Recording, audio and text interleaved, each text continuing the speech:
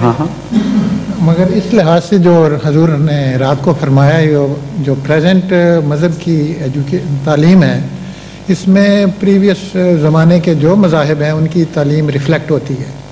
ٹھیک ہے. اور کسی مذہب کو ہم کیٹاگوریکلی یہ نہیں کہہ سکتے یو آر رانگ. کسی مذہب کی بنیاد کو رانگ نہیں کہہ سکتے. کسی مذہب کی تعلیم کے بعض حصوں کے متعلق ہم یہ کہہ سکتے ہیں کہ وقت میں یہ پیچھے رہی ہوئی تعلیم ہے جب آبسولیٹ ہو چکی ہے. جو رات میں نے درس میں بیان کیا ہے اس کا یہ نتیجہ نکلتا ہے کہ فنڈامنٹلز تمام مذاہب کے بیسیکلی وہی ہیں. جس طرح لائف کا بریک ورک ایک ہی ہے، خواہ انسان ہو خواہ جانور ہو، جہاں تک کسی سٹیج پر بھی ہو اس کا جو بیسک نقشہ ہے زندگی کا، جس کو فنڈامنٹل کہتے ہیں، وہ ایک ہی ہے. وہ D N A R N A وغیرہ اسی قسم کی جو چیزیں بنی ہوئی ہیں وہ سب میں کامن ہیں، اور سٹائل وہی ہے، ڈیزائن ملتا جلتا ہے. یہ ہیں فنڈامنٹلز. فنڈامنٹلز قرآن کریم فرماتا ہے کہ سارے مذاہب کے ایک ہیں، لیکن اس کے باوجود بندر اور انسان کی شکل میں بڑا فرق ہے. آپ یہ کہیں کہ بندر کا جو کی اناٹمی اور بندر کی جو ڈیزائننگ ہے وہ بہت ملتی جلتی ہے انسان سے، اس لیے کیا فرق پڑتا ہے پھر بندر ہی کیوں نہ بن جائیں ہم؟ یہ معقول سوال ہوگا. مگر اس لیے جو اگلی سطح کی ترقی یافتہ شکل آ چکی ہو تو پچھلی سطح کی چیز آبسولیٹ ہو جاتی ہے فوراً.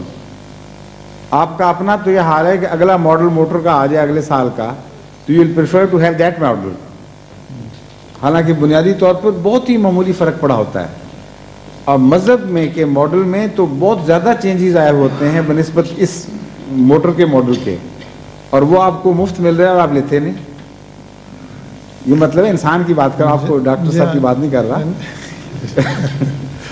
مگر اب بہت سی جو یہ فرینڈلی ٹاکس ہوتی ہیں دوسرے مذاہب کے ساتھ، میں نے کئی دفعہ کیا ہے، وہ پھر فرینڈلی ٹاک میں وہ کہتے ہیں کیا ہمارا مذہب غلط ہے؟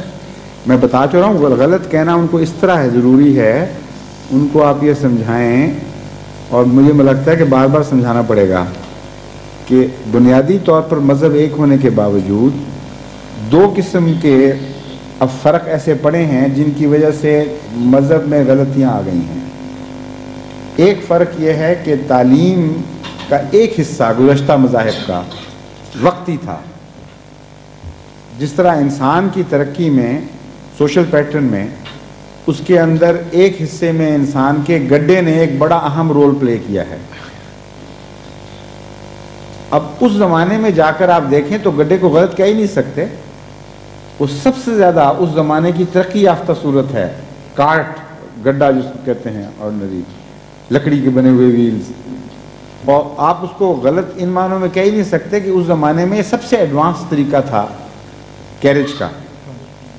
لیکن جب گڈے کے بعد اور تیز رفتاریاں سواریاں چیریٹس ٹائپ کی ایجاد ہوئی جو اس سے بھی زیادہ تیز رفتار تھیں، یا کنوینس کے لیے اور ماڈرن طریقے استعمال ہو گئے، ایجاد ہو گئے، یہاں تک کہ فریٹ ٹرینز اور بڑے بڑے ٹرک اور یہ سب چیزیں، اس وقت گڈے والا آپ سے بحث شروع کر دے کہ میں تو گڈے ہی رکھنا چاہتا ہوں کیونکہ تم کہتے ہو کہ اس وقت یہ پرفیکٹ تھا اپنے وقت کے لحاظ سے، تو اس کا یہ معقول ہوگا سٹانس؟ بس یہی جواب ہے کہ ہم غلط نہیں کہتے، کیونکہ جس وقت یہ تعلیم آئی تھی اس وقت درست تھی، لیکن زمانے سے تعلق رکھنے والی تھی، اس لیے اس کا وہ حصہ جو زمانی ہے وہ غلط ہو گیا آج کے کانٹیکسٹ میں، اس وقت کے کانٹیکسٹ میں نہیں. لیکن جو بنیادی حصہ ہے دین قیمہ جس کو قرآن کریم فرما رہا ہے وہ جاری ہے، اس کو کبھی کوئی غلط نہیں قرار دے سکتا. اس میں بیسکس ہیں کہ ورشپ کرو، انسان کے حقوق کا خیال رکھو، اپنے اموال میں سے غریبوں کے لیے اور نیک کاموں میں خرچ کرو. اس کو کوئی زمانہ بھی غلط نہیں کر سکتا. یہ فنڈامنٹلز ہیں. دوسرا حصہ وہ ہے جو انہوں نے خود بدلا دیا.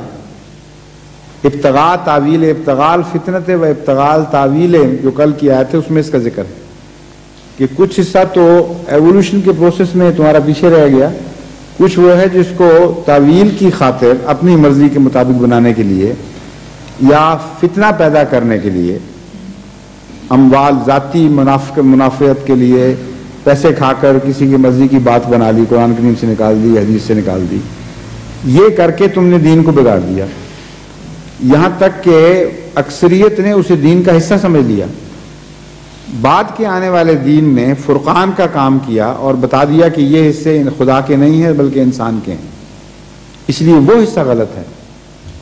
تو جب غلطیاں ہو گئیں تو پھر ان کو غلطیاں ثابت کر دی جائیں تو تمہارا فرض ہے کہ ان غلطیوں کو چھوڑ کر جو موسٹ ماڈرن لیٹسٹ ماڈل مذہب کا نکلا اس کو قبول کرو۔ یہ اگر کنفیوژن تھا رات ہی تو پھر رات کو پوچھ لینا چاہیے تھا آپ کو، تاکہ وہاں بھی دور ہو جاتا،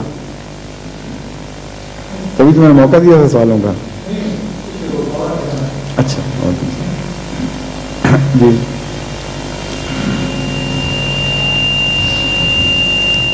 یہ